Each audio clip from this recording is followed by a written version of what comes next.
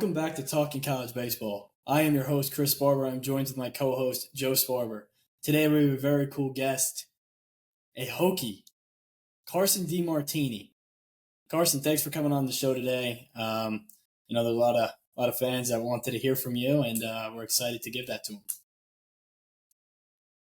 Yeah, thank you for having me. I'm excited to get this thing going today. That's good. So on all of our podcasts, we start from your early childhood, when you first started playing the game, who introduced you to baseball, and what made you fall in love with it? Oh yeah, that one's pretty easy, and it's probably very similar to most everybody else's like start of baseball, and that really kind of happened through my dad. He introduced me to baseball. He played college baseball back in the day. He coached high school baseball for 20 some years. Really as long as I could remember, I've been playing baseball. Baseball was something that we could always kind of share together, which was pretty unique.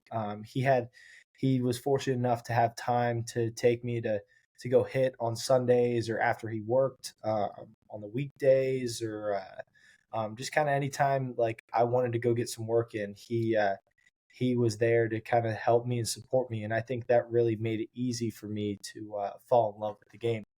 I remember we built actually he really built it, but I was there watching him and helping him. We built a batting cage in our backyard growing up, and it took up most of the backyard and made my mom real mad. But like stuff like that really made it easy for me to fall in love with this game. Yeah, that's great. I remember you mentioning to me that your dad was always your coach growing up. So all the way through high school, right? Is that, or did you get a new coach when you got Yeah, that? pretty much. Yeah, all the way to so he did like kind of travel ball growing up, stuff like that, and then I think my 10th grade year of high school is when he kind of backed off and kind of stopped coaching. And at that point, he was telling me, he was like, "Look, man, like you seem like you got it. Like obviously, I wasn't like to where I am now, but he was like, dude, I don't know how much more I can help you. I just want to sit back and watch. But yeah, growing up, as long as I could remember, he was always my coach. He made me play up when I was younger, so I always played with an older set of kids. But he was always there coaching me, and I'm sure he probably gave a little bit of favoritism, but I love the fact that he was able to coach me, and us we were able to build that relationship. Yeah, I mean that's very interesting That's to really cool. hear. We have How he similar was stories. like. Yeah, it was a similar thing with us. Our dad would coach us all the way through until the point where it's like, all right, it's time for you to, I just want to come and watch and be like the biggest fan possible. And as Yeah, as we know, Joe may not know, but for the guests out there, Mr. DeMartini, biggest Hokie fan out there. I don't know if there's anyone else yeah, who he's will. He loves it. he's at pretty much every team he can make it to. Yeah. So he's a good one. Nah, that's awesome. So you're in high school, your freshman year, you start playing. Growing up, did you play any other sports before that, or did you just play baseball? Yeah, yeah. No, growing up, man, I played. It was like the seasonal.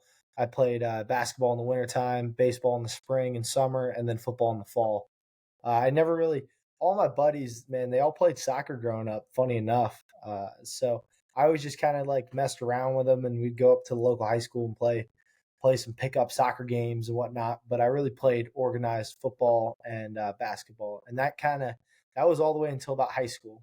Once I got to ninth grade, I kind of sat down with my parents and decided that like if I'm gonna have a future in sports, I really think it's gonna be baseball. And if I want to like really like get to the level that I want to be at, I probably have to start and pick one sport.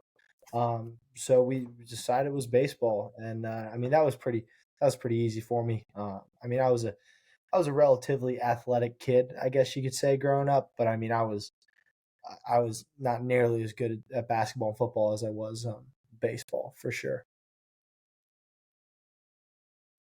So when you gave up Yeah, I mean, most of our basketball and football, were you?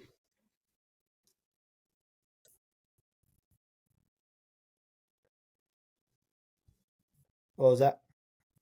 You could go, Chris. My connection. yeah, I think yeah.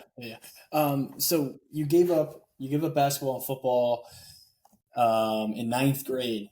Um, was that a tough decision for you, or was it just like, okay, you know what, I want to really dedicate myself to baseball. I want to get to a level where I know I can be a high level college baseball player and a professional. Um, was it an easy transition to only go to one sport, or? Yeah, that was a pretty easy transition for me. I mean, I really enjoyed playing football and basketball, but like you said, like where I want to get to, maybe being a professional baseball player one day, playing in college, all those goals and aspirations that I had, that was going to get done by playing baseball pretty much year round. So that was a pretty easy transition for me. Yeah, I mean, we have a lot of guests on here that, they were really successful and really highly talented in high school from a start. From the jump, they knew they were going to be really good baseball players. How was it for you? Were you one of those guys Mhm. who was just like, okay, I'm really good, but I'm just going to build off that, or did you have to build yourself into the player you are today?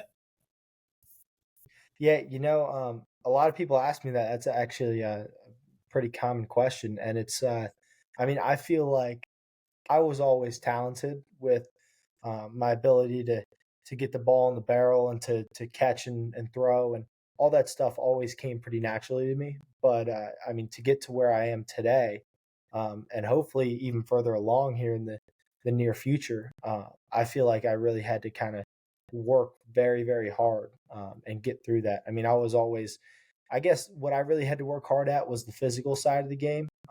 I was not like your classic like coming in ninth grade, this physical specimen that's just gonna compete with the seniors and like I really I had to get after it in the weight room and I still do today.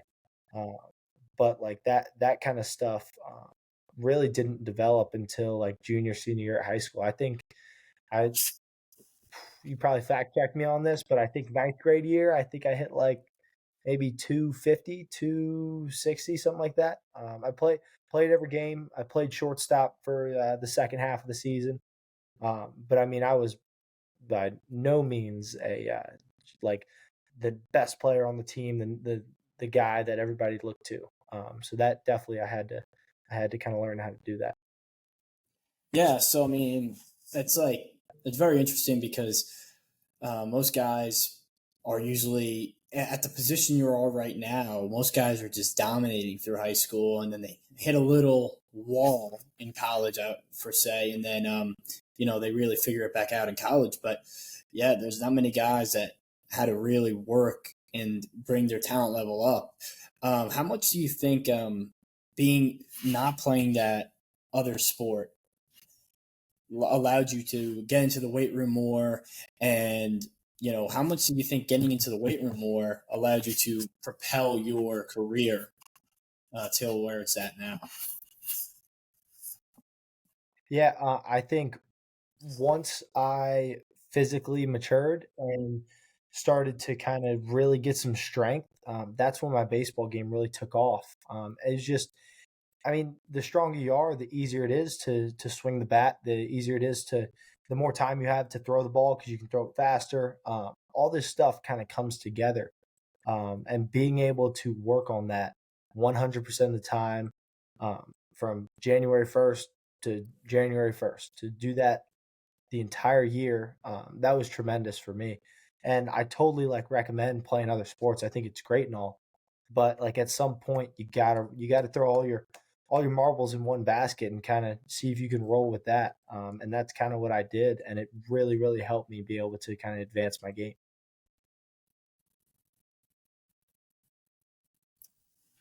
Yeah, I mean, that's like I said, like the guys that came on here that played multiple sports, at that point they're already dominating in baseball. Like they're already dominating in baseball. They're physically there. So they're able to play those other sports, and it's fine because like they don't have to really put as much time in the weight room and focus heavily on baseball skills.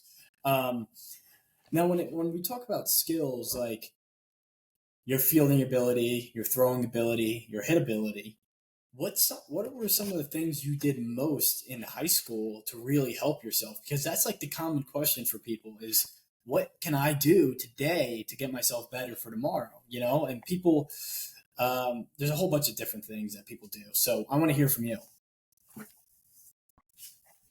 Yeah, I mean, really, like the way I really thought about it was more so kind of the mental game, and not so much like trying to figure out like what pitch he's going to throw me or anything like that. It's more so like trying to understand your swing and your body, at least from the hitting side. I think that's a huge point to or emphasis to make while you're in high school, while you're trying to get better. Say you're ninth grade, 10th grade, and you want to get recruited, like try and learn about your own swing.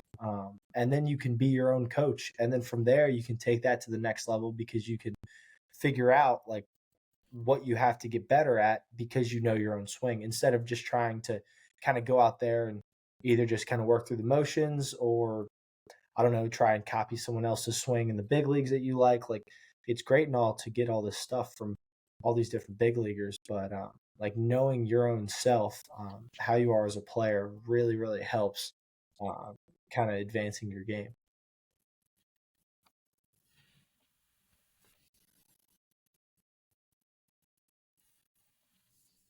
Yeah. So now you're in a position in high school where you're able to start talking to college coaches, and this is around your junior year, I suppose. I think that was the rule, junior year.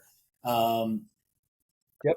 Maybe it was before. Maybe it was even before that. But I want to know who's the first people or coach to reach out really, and when did Virginia Tech come Yeah. into play? You hmm know, you're a Virginia Yeah. Beach guy. So some of the first coaches.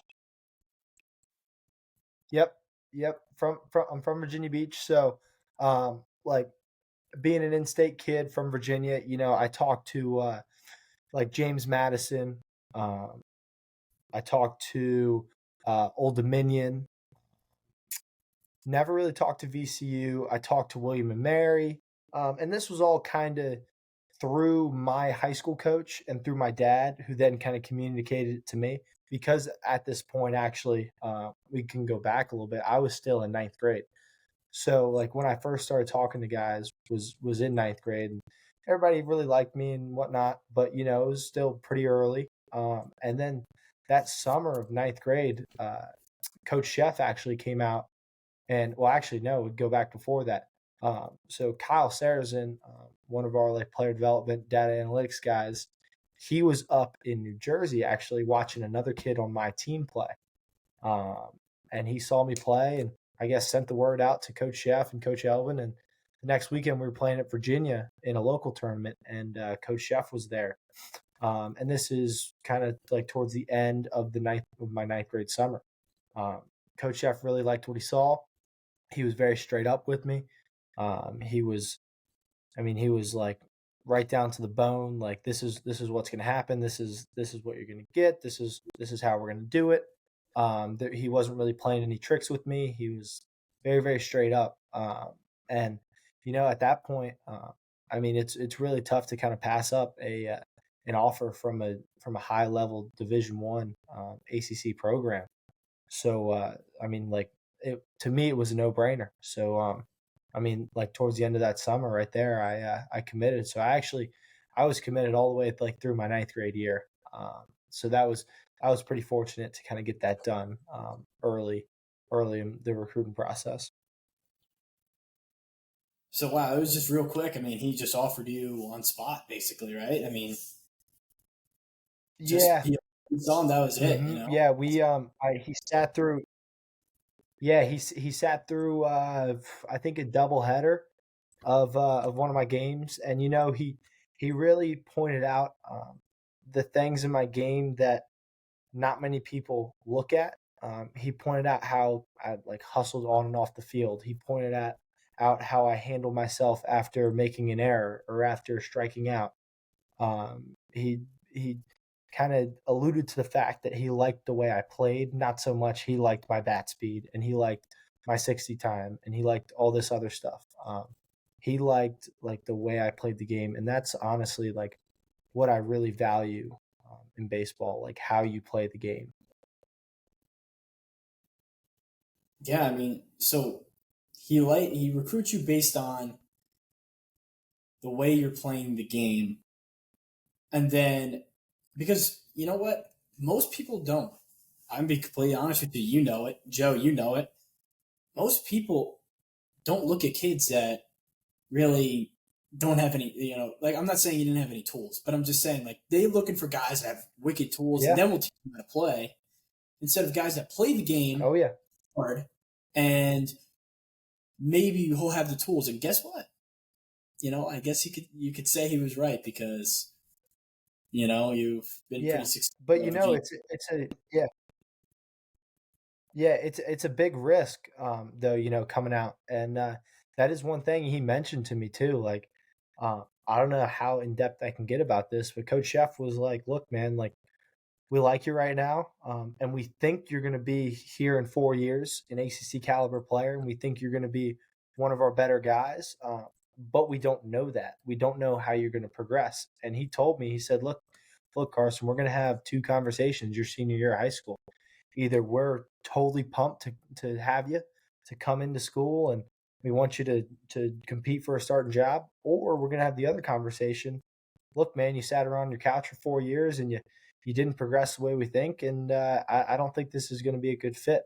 And the fact that he came out and said that was, I mean, that spoke. I mean, it was just so tremendous to hear that from a coach. Where like most all these coaches are trying to sell you kind of like you, and he was like, "No, man, that's not how this works. Like you work hard or you don't, and you'll get rewarded for it." And I think that was a big appeal to Virginia Tech for me. Yeah, most Would you programs say will that not. helped you work harder? Totally. Joe, 100%. Him telling me that made me real because he told me, he was like, look, we think you're going to be here in 4 years, but we don't know that. And like that uncertainty really pushed me to try and become the best player I can be. And like, I wanted to come in my freshman year and I wanted to play and I wanted to be the star and like all this stuff. I wanted to have my name next to Gavin Cross and Nick Biddison and Tanner Schobel in the papers. Like that was my goal. Um, and by him saying that, it just kind of like reassured that like, man, this is no joke. Like you gotta work hard or you're not gonna get anything done. Yeah, 'cause it's really easy just to you get a coach to say we're committing to you, you're going to commit to us. You think you're done until you get to college. It's easy to sit back. So having him Totally, just give you that one little sentence changes the dynamic of everything. That's really cool. totally changes it. Yeah, I mean, for the people that don't know, those names that he just mentioned, they're all professional baseball players right now. So that's a pretty good company to strive for to be in the papers next to. So yeah, Yeah, he tells you this in your mind. You're thinking, you know what? It's time to get to work. It's just bottom line. It's time to get to work. And they're in a kind of Virginia Tech at that point was in a position where it was like, we need to tell people the truth here because we're not where we want to be at mm-hmm. all. And most of the people that go to Yeah, these ACC programs, they're built on talent and not character. And we need to start building character to build the talent within the people we have committed. So yeah, I think that really helped the 2022 Hokies be who they are, and you were a huge part of that year. But I mean, yeah, I mean, so now you're committed to Virginia Tech. I think you're the second commit, right? Because number one commit on yep, that. The first commit was Christian Martin, who we had on it was. earlier. Christian Martin, it was the first commit to the Hokies, Mm-hmm. and I believe you were number two, right? Yes, sir. Yep. and you guys Yep. grew up Oh yeah. friends. We did. Yeah, we played travel ball together actually. Like I think it was like probably like 10 to like 13, 14 U, something like that. Mm-hmm. Wow, I mean that's really cool to see how you guys are just growing up playing together. Now you're able to play together in college. I mean, that's awesome. Mhm. Yeah, you said Um, you started working out harder after Coach Chef told you that. What were some of the things you did? Like, did you like change the way you just got into the weight room?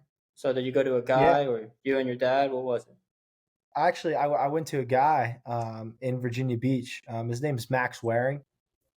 He was one of the like key factors into my physical development.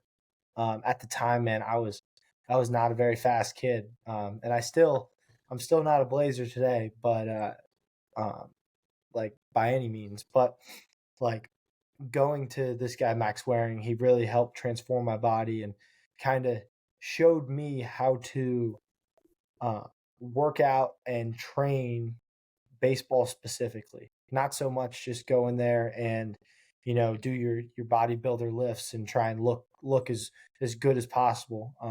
He showed me how to work on rotational power and work on foot speed and hand speed and hand-eye coordination.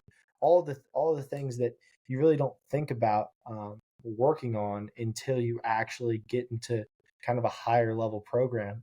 This guy Max Waring really introduced it to me at a very young age, which I'm very thankful for.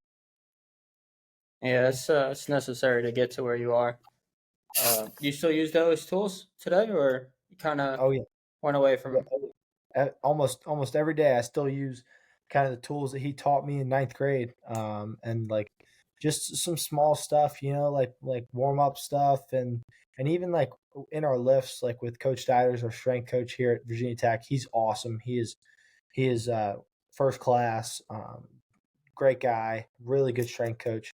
Uh, and like I still kind of incorporate some stuff that I learned from Max into our workouts, and now I have two separate or two totally different kind of ways of like working at stuff and meshing them together, which I think has really helped me progress. Yeah, that's great. Chris was Yeah. yeah, telling me like 5 or 10 minutes before we got on that you're the back-to-back Hobie Challenge champ. Yes. So Yes. I heard about I heard a lot of stuff about it, but I know it's a bigger mental thing more than Yeah. physical. So what did Hmm. you train? So How did you get your mind to that tier? yeah. So freshman year, this is towards the end of the fall, so we've already played. Everybody has already kind of like everybody knows kind of what everybody's role is going to look like. We've all seen what everybody's got, and like at that point, it looked like I was kind of going to be the guy there in third base. Like that's just kind of the way everything unfolded for me. And this was towards the end of the fall now, and I wanted to make a statement, especially as a freshman, and show not only the coaches but also the other guys on the team that like, hey, look, like I'm a badass. Like I'm gonna get this done, and I'm gonna whoop everybody's butt. I know there's a guy Ryan Metzi. He'd won it 5 years in a row, and he was on his sixth year. And I was like, I'm gonna whoop this dude's butt. Like I'm gonna beat him, and I'm gonna win this thing, and I'm gonna show everybody that I not only have what it takes physically, but I also have what it takes mentally to not only just play, but to be a leader on this team. So really, man, I just get into a mode and I just go. You just can't stop. You just got to keep going. Really, just keep going. And that was freshman year, and then man, last year, sophomore year, I was like, you know what, screw it. If I won it the first year, I might as well try and win it the next year. And that's I get into some David Goggins videos and kind of hype myself up and get going. But man, it's really about not stopping. You see a lot of guys they kind of stop because they're tired. No, man, you don't stop because you're tired. You stop when you're done. And like that's kind of the motto that I go at like when I do it. And I know I'm pretty sure that's a David Goggins quote. But I mean, it's true, man. I know some of his stuff's a little extreme, but like the underlying like principles of kind of what he wants to put out there. I think it's great, man. I think it really helps like the mental side of not even like dealing with baseball, but dealing with life. Like that stuff is very, very important. And did this mindset come to you in ninth grade when when you were talking to Chef, or you think you've had this for way longer? Man, I think it was instilled by my parents. I got to give them most of the credit for kind of my mental makeup today. Obviously, I've worked real hard at it, and I've tried to train myself to have a strong mental mindset. But like, man, my parents did a really good job of kind of instilling this like you don't give up kind of mentality with me. And like that, like you said, like that helped me in ninth grade when I heard those words from Coach Chef. Um, like some sort of doubt around me or like whatever. I feel like I had the mental makeup to kind of help push through that. Yeah, it's great that you could take that fuel, the little fire that you get in your stomach when you hear news like that, and just like redirect it to positives. That's what Oh we've yeah, been trying to preach to our listeners. Things are yep, going to be always. bad. Things are not going to sound good. So Yeah, it's always about, and I read this book. It's called The Mental Game of Baseball, and it is all about channeling negative energy into positive energy. And I know that's kind of like an out there topic talking about like energy, but it's more so like turning your negative thoughts into your positive thoughts and your negative uh, body language into positive body language. All this sort of negative things that you could ever think of, and figuring out a way to turn that into a positive game. Because especially, man, in baseball, you guys know it's a mental game and it'll beat you up. So it's all about staying positive through that. awesome. Yeah. Yeah, I mean that's I mean you said it right there. You know, just reframing the negative for positive, and not only in baseball but within life. You know, a lot of things are going to be negative, but it's the way you kind of look at it. You know, it's the way you kind of look at your All, situation and what you can all do. about the way you look at it. Perspective, perspective, perspective, perspective. So that's Yep. good. So now All about making a difference. you're in the season starts your freshman year, and you're just like, okay, I'm starting at third base on a powerhouse team that Mm-hmm. needs a good season because we haven't played good in years.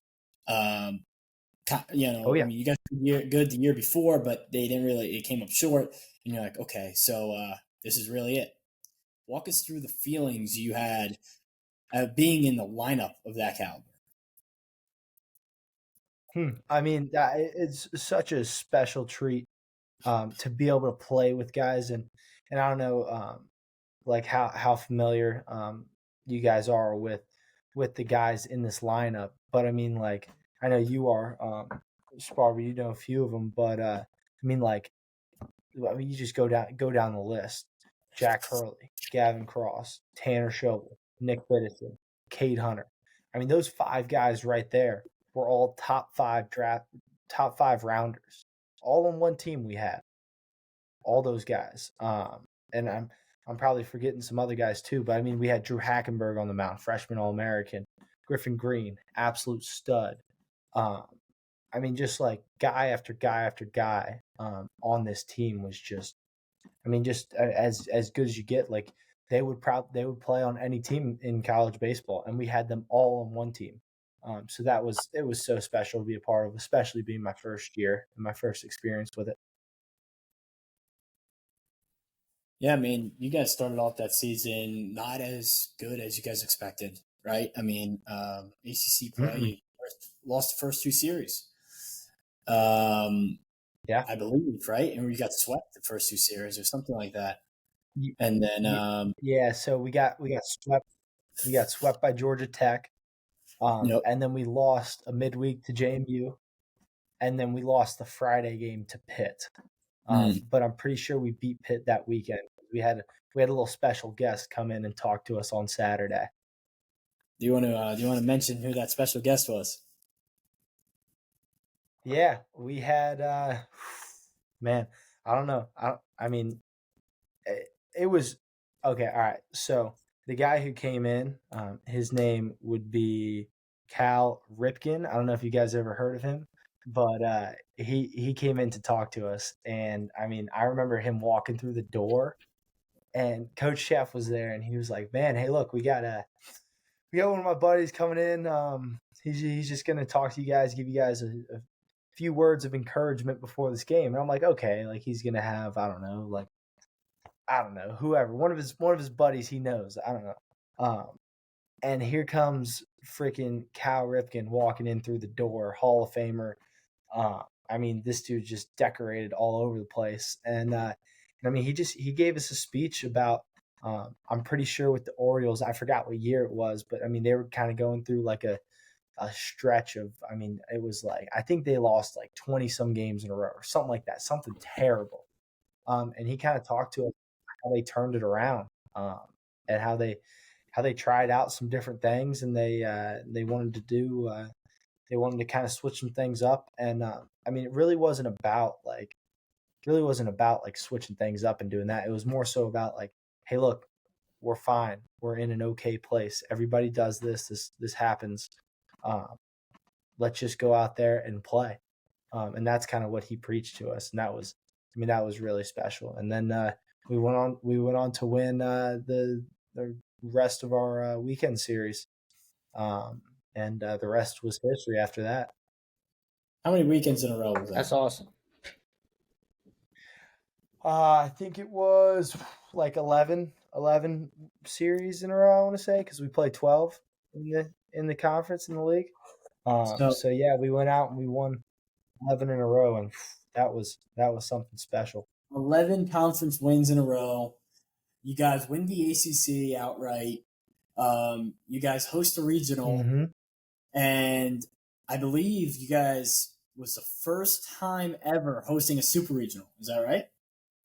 Maybe second time Yep. hosting a super Yep. regional. First time ever hosting a super regional. That's right. Okay.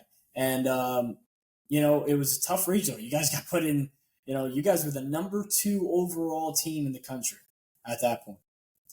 And you guys are, Mm-hmm. you know, some hot Oklahoma team in there. And you guys played, Yep. you were a game away from Omaha. But, I mean, a game away from Omaha came Yeah. up short a little bit. But at the same time, who expected to be the number 2 team in the country? I mean, I was committed there. Honestly, Go ahead.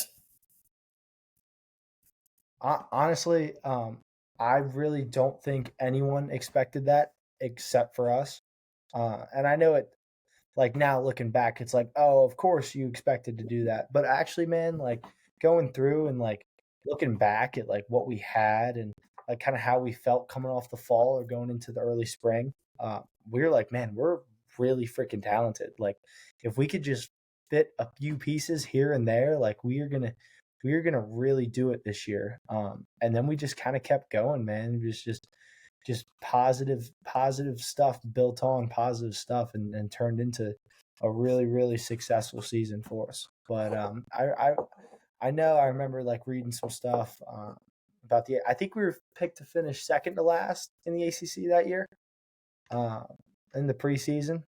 So that was pretty nice, kind of proving them wrong there. Yeah, so I mean, I remember our chaplain. He would always say when I first got there, "Man, that 22 team was different. It's not just because of the way they played; it was just the bond they had. It was something different with like your Mm-hmm. team bond. Like even when the guys came back, it was just like you guys were just picking up the Yeah. conversation you lastly had, and talk about what you think goes into team bonding and how important it is having a successful season." Yeah, I think man, I'd say team bonding is something that you really can't force. You really can't try and make it happen. I think it's just got to happen. Now you can do things to kind of help push that along, but I mean it's all about kind of a shared goal with multiple shared experiences, and then like living that together, day in and day out. I think that really kind of meshes a team together. It creates a brotherhood, going through tough times together, struggling through the hokey challenge together, and passing other guys in the hallway at the SAP where we eat and saying what's up to them. Like that kind of stuff goes such a long way and really helps create something special. And when you create something special added in with the kind of the special talent that we had, that's when you really got it. That's when you really got a team. And I mean, that's what we created, just a full on brotherhood. So from a development standpoint, we mentioned we're going to bring it back to like you first get there in your freshman year of college, adjusting from high school to that season to having I'm going to mention the type of season that you had your freshman year, batted with over 330 with 14 home runs as a freshman All-American. What was the transition like? I mean, it seems from the outside like the transition's easy. You're like, oh, this guy came in and killed it. Must have been an easy transition for him. Talk about your early fall and the things you had to do to get ready for that season. Yeah, I mean, I had to grind a little bit throughout there. Now I was blessed with being able to kind of experience some stuff that Coach Elvin talks about and Coach Chef preaches prior to coming to school. Just kind of talking with them and communicating and talking with guys that were there. That really helped me a lot because I could kind of implement that into my game, so I wasn't totally brand new. But yeah, dude, I had to. It was more so kind of getting used to the college life, the social scene, the kind of the day in day out grind. You know, you're playing high school baseball, and yeah, you play on what we play Tuesday, Thursday.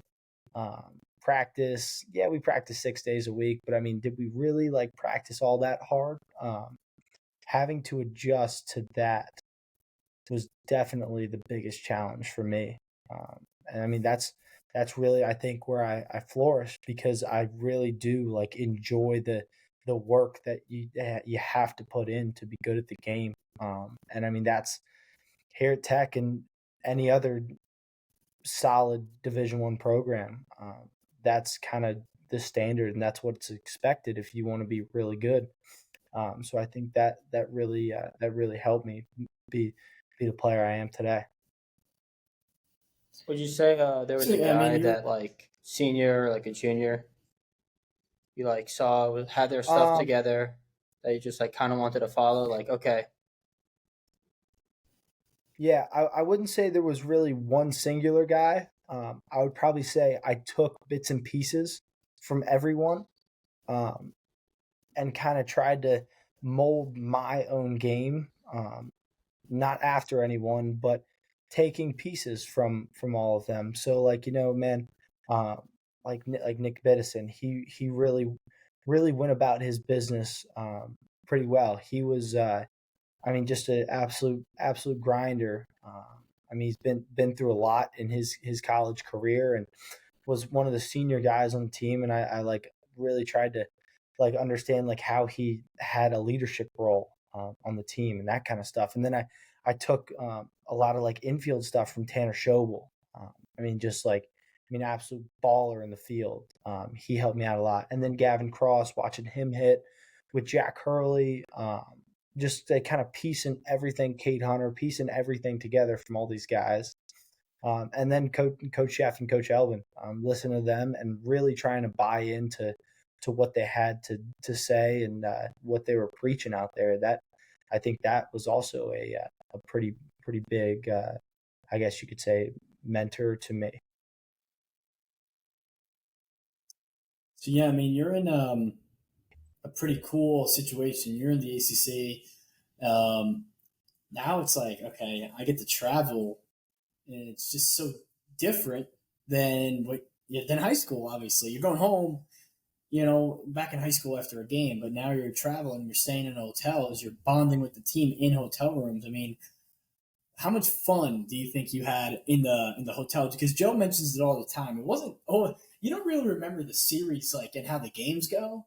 I mean, some of them you do, but you remember like the memories you guys have in the hotels and just kind of stupid things that happened throughout the weekend. Like I remember distinctly when we went to Miami and the Sunday game got rained out, and we were able to go to Miami Beach and just hang out with the team. And that was like awesome. Yeah. Like, that's something I'll remember for the rest of my Mm-hmm. life. Like that was such a cool experience.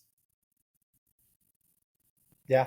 Yeah. I mean that stuff is what builds friendships. You're playing and you're so worried about winning, you're so worried about all this other stuff. When you kind of get away from the field, going back to the hotel and just like walking around town, uh, just like you're in a different city. Like we went to Atlanta my freshman year, and I remember going with my roommate Tyler Dean, just like walking around town and like seeing what's out there and kind of like that all that stuff. Like you'll really remember that for the rest of like your life. So yeah, you hit that spot on the head, man. Like that stuff is it's really really neat, really special to have. Yeah, I always find it unique how every year starts off the same and ends the same. No matter how the season goes, just on like a personal level. When Mm-hmm. you meet new people, you get there and it's kind of everyone's kind of quiet. Like the guys that know each other obviously talk, but everyone else is quiet. You're like like just feeling people out for the first month, and by the end of the year, it's just like wow, like Uh-huh. I can't believe I'm this close to these people. Like this is unreal. Like when I first met you and like the guys on the team, it was like I was very quiet. It was different, and then obviously you got to experience me for a year, and it changed quick. It's I feel like it's Yeah, a man. very good thing. Every year is the same. That it just starts off slow and it builds in. Yep. Every year is the same. Yeah, with different guys. And what do we have together? 7 months, maybe less than that. With a Christmas break in between. I mean, we're with each other every single day, and I didn't know you from Adam before that. And then now, like just like that stuff is it's really awesome to be able to make connections and memories and brothers for life, like out of just playing baseball, doing what we love, which is really really awesome. Yeah, I mean it's just really cool. Like I would have never guessed when the first day I met you or anybody in the locker room, I would have them on a podcast. Like like we're just I would Yeah. never have guessed it. And I really Yeah. enjoyed the whole year based on things like I learned a lot from you and the way you went around about stuff. It's much different than other people. I gotta say, I'm putting that out there. It's much different than other people. It's more. It's you're probably the most professional minded player I've ever played with, and that's like, and I played. We've played with some pretty good dudes, and professionally minded, saying like Yeah. you know what you got to do, the routine, the thoughts throughout the game, how you're controlling yourself, and I really think that's going to take you a long way. And yeah, it was really impressive to see how you work through at bats and your thought processes after at bats that most people really don't even think of. So I thought that was really cool. Yeah. Thanks, Paul. Thank you, brother. Yeah. So now let's talk about some things on the 2023 season. 2023 season starts, Mm-hmm. um, and swinging it well, whatever, doing good, and then walk us through the particular game where you dive into second base. Mm-hmm. Yeah. So we were playing Georgia Tech, April something, mid-April. And I hit a single into right field. And typically, you have uh, you have 2 outs, guy on second base. You're supposed to kind of run out, get into a rundown, so the guy scores, inning ends, but we score a run. Something that kind of we talk about. And I was going to do that, and then like halfway through, like right before I started to stop, I was like, you know what, man, maybe I could make it to second. So I tried to, long story short, I tried to stretch it out to a double, dove in, dislocated my shoulder, pretty much tore the front of my labrum. So I actually ended up having to get surgery after the season. And that was definitely something that I had to kind of get adjusted to and figure out how to deal with it. But yeah, I pretty much played kind of the whole year, or I guess half the year, on a torn labrum. So I really could just DH. Hitting really wasn't like too bad after that, but I was not able to throw. So I DH for the rest of the year. Yeah, I mean, you DH'd, but just having you in the lineup in general was just unbelievable because people that tear the labrums, they don't play for the rest of the year, they sit out, whatever. That's normally the case. And you were like, I'm not even coming out of the game. I'm not coming out of the game. You can't take me out of this game. I remember you're not taking me out of this game, Coach. that I remember it. I remember Stag, our athletic trainer, was like, okay, sure. Okay. Yeah. Stag's it. It's like, oh, all right. Sure. And then you played the rest of the year. Yeah. Played the rest of the year. That goes back. And no, but oh man. Yeah, that goes back to kind of the whole what we were talking about with the Hokie challenge, just kind of keep going, man. Just if you can do it, do it. Just get through it. Give it your best. And I mean that's the way I try and live every single day. So that was one just a small moment in time. It probably seemed a little bit bigger to everybody else than it was, but that was just me just trying to just keep going and just give my best 24/7. Yeah, it hurt me more to see that because I know that you're going to be in a big. Had a really good shot at playing for Team USA. It was always your dream to play for Team USA.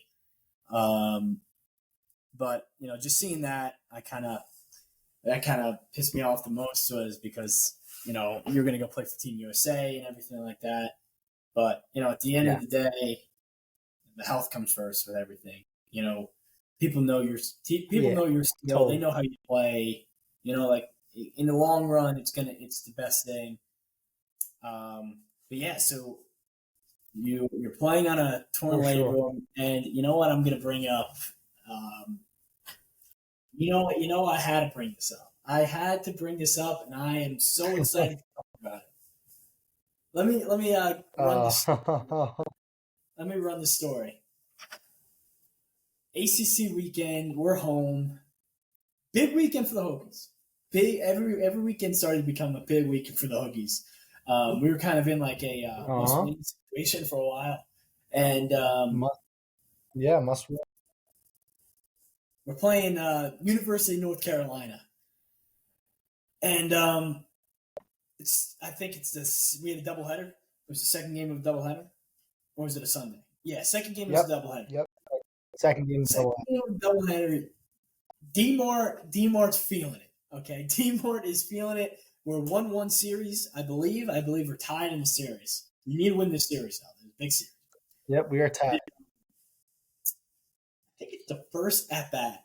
Demart comes up. Was it first or second? Yeah, first. In the first inning. First inning. Demart comes up. Place is packed, by the way. Like we're absolutely packed up. Demart absolutely hammers the ball, dead center for a homer. Comes around the bases and steps on home plate, looks directly into UNC's head coach's eyes.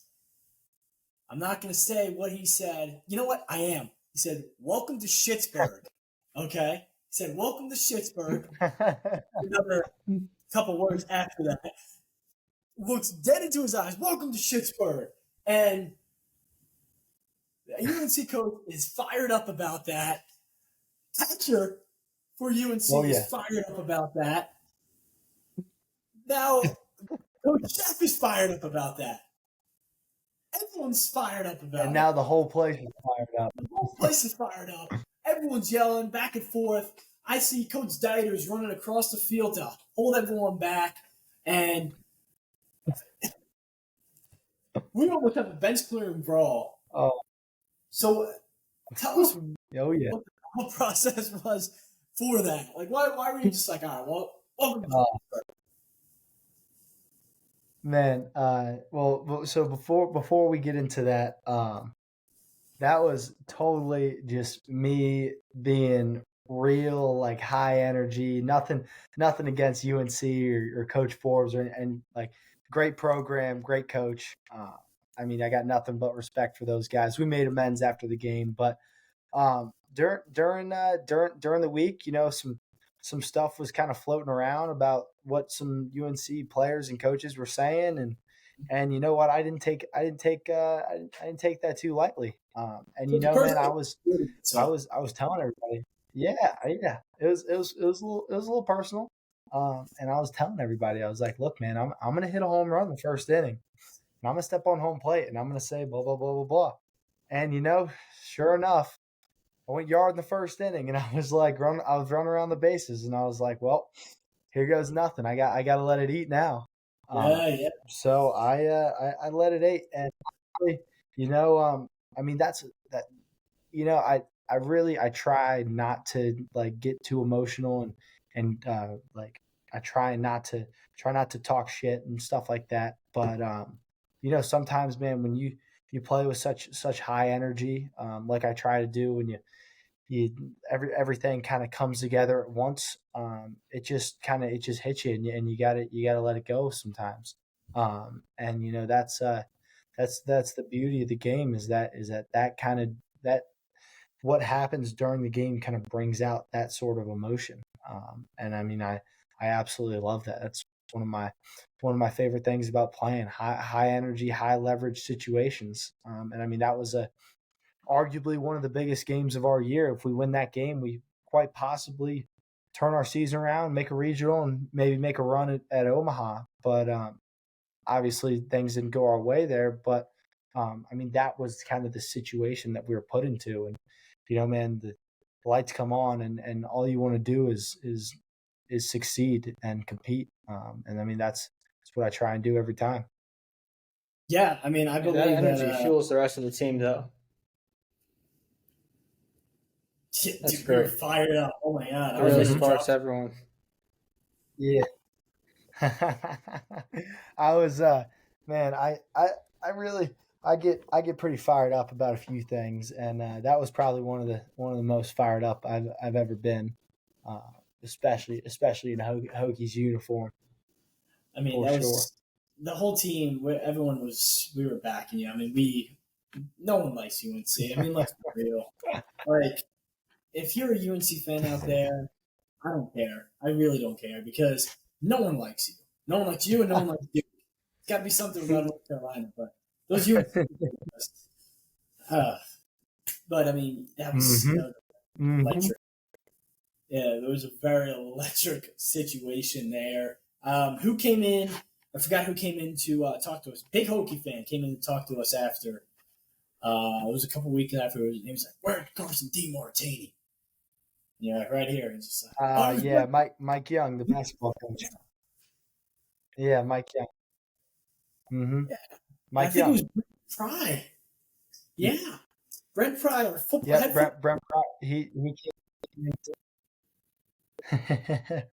He was like, "Where's Carson?" Yeah, it's good stuff, man.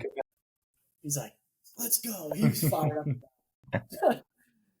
Yeah, he was all fired up. That was too funny. I mean, dude, we had so many crazy things, and the year was just kind of like. We had a wild year. It was like sometimes we would show that we're just rolling people, and then it was just like, what was that? What just do there? Crazy. It's a game of baseball, man. That's how it works. Yeah. No, the ups and downs of the game and stuff like that. So now you're in your junior year, right? Junior year fall, and now you're rehabbing back your shoulder and stuff like that. How's the fall been in general? Like, I'm actually curious because I want to know how that it's different this year than it was last year. Is it? Or oh yeah, every year is a totally different year, and this year it's all about kind of finding who's going to be that guy on our team, or who are those guys going to be that are going to kind of take this team to the next level. And I mean, the reason is we have so many new guys with the transfer portal going crazy and the NIL and all this stuff, people leaving and people coming and whatnot. I mean, it's all about kind of finding like what's our team's culture, what's that going to look like, what's our staff going to look like on the weekend, what's our lineup going to look like every day. I mean, all that stuff we're trying to find this year. And honestly, sometimes that's not very good. It's not good for the program. But I mean, right now, so far where we are in the fall, I think it's fantastic. I think our program's moving along just fine. I think guys are kind of fitting into roles. I think we start up team practice here soon. So we'll get some scrimmages going. Team practice. Yeah, we'll kind of find who's going to be who. Yeah, I mean, you guys have got a brand new team. I mean, everybody I've talked to that is there right now, they're always talking about. They're like, "Wow, we got brand new team. We have no idea what's going on," And sometimes brand new guys. It brings the best out of everybody there because everyone's competing for a spot. Sometimes people could get into a program and there's spots already filled and it. There's no change in it. And it's just like, it doesn't really bring as much out of you. But if you're like, okay, I have a legitimate chance to help this team win, I'm going to give everything I got.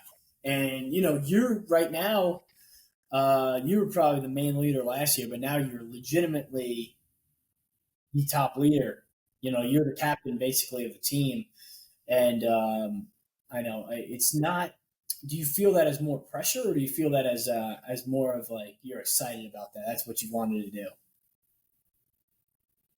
Yeah, nah, I really don't think there's pressure to that. I think it's a privilege to be able to kind of be recognized as that. But I mean, it's all about kind of just helping guys out that need help. I have especially with coming back from shoulder surgery, I have a pretty different role this fall, and I mean that's more so kind of to worry about, or not so much worry about, but like really help the other guys. I mean, it's not so much like, yes, it's about my rehab and how my swing's going to come back and how I'm going to be long tossing here soon, like that kind of stuff. That's important, but it's more so about kind of getting our team dynamic ready, getting the guys that we need, the new outfielders coming in, even new pitchers, just kind of teaching those guys about the culture and what we do on and off the field. I mean, that stuff that's a privilege to be able to kind of be recognized as a guy that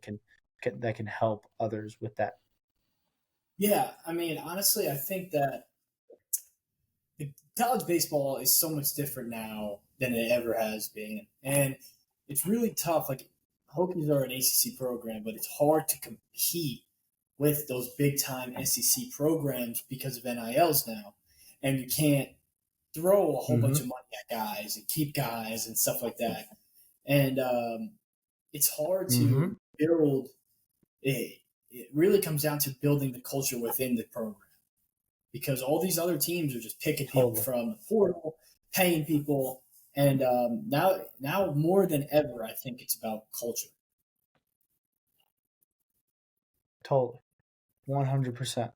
100%. It's all about culture nowadays. And, if you can keep that, I mean, that you're in for the long haul.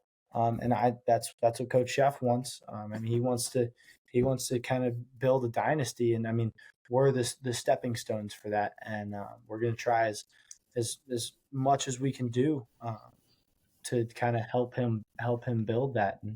And I mean, the sooner we can do that, the better it is for us, because that means we're a part of it. So, yeah, no, I agree. I mean, it's like last year after 2022, you guys had a great year, and in 2023, you're expected to do the same.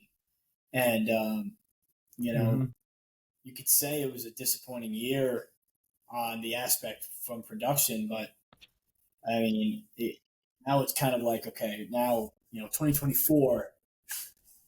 Do you feel as if you kind of need to be in a regional, be in a super regional?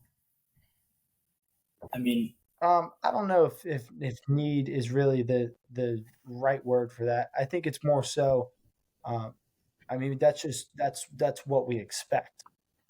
And I know we didn't get it last year, but we expect it every year. And that starts like it starts tomorrow practice. And that's like really what that comes from is like no one's ever really talking about like, hey, like we want to make a regional, we want to go to Omaha. We just know that each step in the process is going to help um, get us towards that end goal. Stacking days, right? That's what we always talked about last year. All Stacking about days. stacking days. Um, it's really. I'm glad you mentioned that because stacking days is very. It's cliche, I guess you can say that, but it's actually like true. If you think too much in the future, like for you personally, it's like if you're thinking about the draft now, that's going to take away your energy from thinking about what you got to get done tomorrow. You know what I mean? So, and it's the same thing. For Like sure. you want to win Exactly. Omaha, you got to do it tomorrow, and the day after that.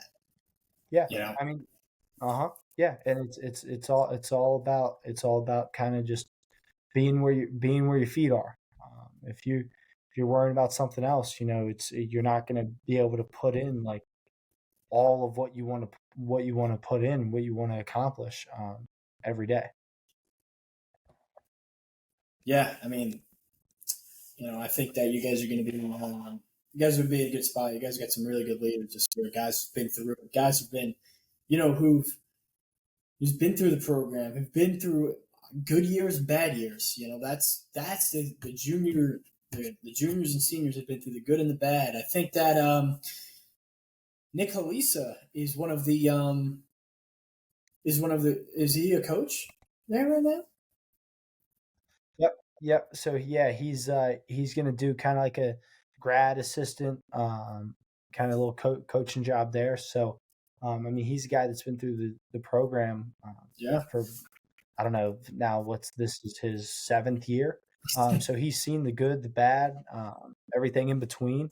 So he knows kind of how to help us, and he'll be a great leader for us this year. Yeah, I think it's always good to have somebody like that in the program, just because like he's the most relatable to everybody on the team.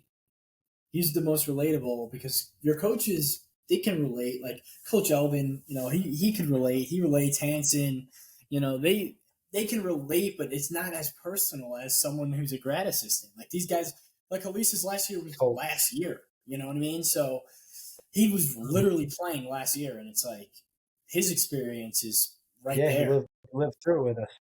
Yeah. So I think He that's lived really through what it with helps us. that. So yeah. So now, how are you? What's next for your rehab? Like, what do you got left? Yeah, I mean, really, throwing is kind of the next step. I've kind of started to swing it here in the past few days, Mm-hmm. and I mean that'll come back in a few weeks. But throwing's the big thing, and that's really just kind of stretching out my shoulder and making sure everything's strong. I mean, there's really no rush. We got a while till the season. It's still it's September. So there's really no rush. I should be back in plenty of time. But yeah, that's really the next step is just getting ready to throw, and then being able to go full speed at it. But yeah, it's coming along very well right now.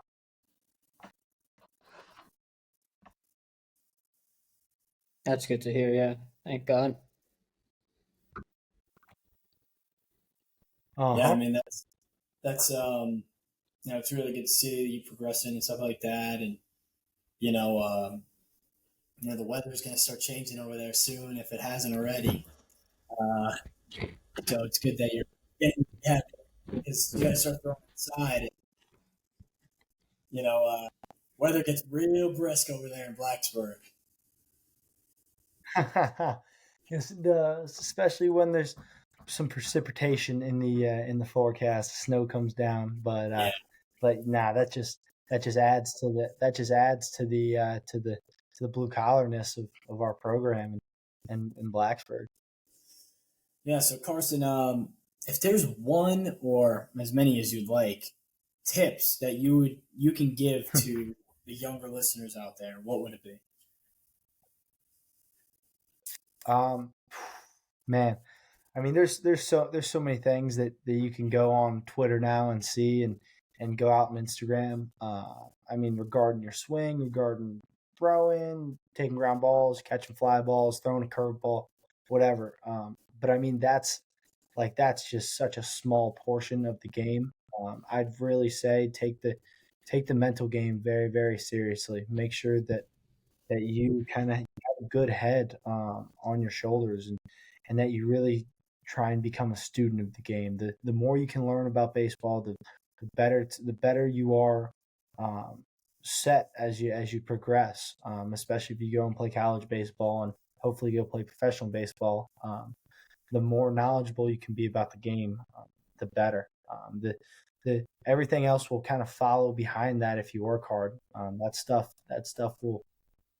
will come along. You're gonna throw it hard. You're gonna hit it far. You're gonna do all this stuff. You're gonna throw 95 if you work hard. All that kind of stuff is gonna come. But what people really, I feel, lack and need to kind of work on is the mental game and making sure that they got a good head on their shoulders and they really know what's going on up there. Not so much just who's got the biggest muscles and who can run the fastest. Yeah, that's great. I mean, I love because, it. Thank you. Nowadays the youth baseball is just garbage. I mean, I'm being completely honest with you. These guys are out there selling garbage, absolute garbage to these kids. They're robbing kids. Actually, they are actually robbing kids because they are teaching them. They're telling them that they need to do this bowl. They need to do this, that. They don't teach the game. They don't teach like anything else but what they think, and they're robbing kids. Like these coaches do lessons for the whole piggy bank per lesson for an hour, and they're teaching what worked 20 years ago, and that's it. And that's an hour, and half the time the kid forgets about what's going on. So it's like it's garbage. I think it's garbage. And I'm glad that you said and that you mentioned, but anyway, Carson, CD, thank you for coming on. This was awesome. If there's anything else you'd like to share, floor is yours. Nah, man, I'm just happy that I could get on here. It's always a pleasure talking to you. I love talking to you, brother. And Joe, good to see you, man. We'll keep in touch here soon. But other than that, man, thanks for having me on today. Yeah. So sounds good. Carson, thank you, bro. Thanks for coming, and we wish you the best. Wish you the best of luck. If you like Carson Demartini, he's got some sick clothing. So you can take a look at. I'll put a link in the bio about his clothing store and stuff like that. It's actually a really cool logo. So Hammer and Hokies. He's got a Hammer and Hokies. Yeah, check it out. Go check it out, man. Yeah. So Carson, once again, thank you for coming on, and I'll talk to you soon. Yes, sir. Thank you, brother. Yeah. So we're listening.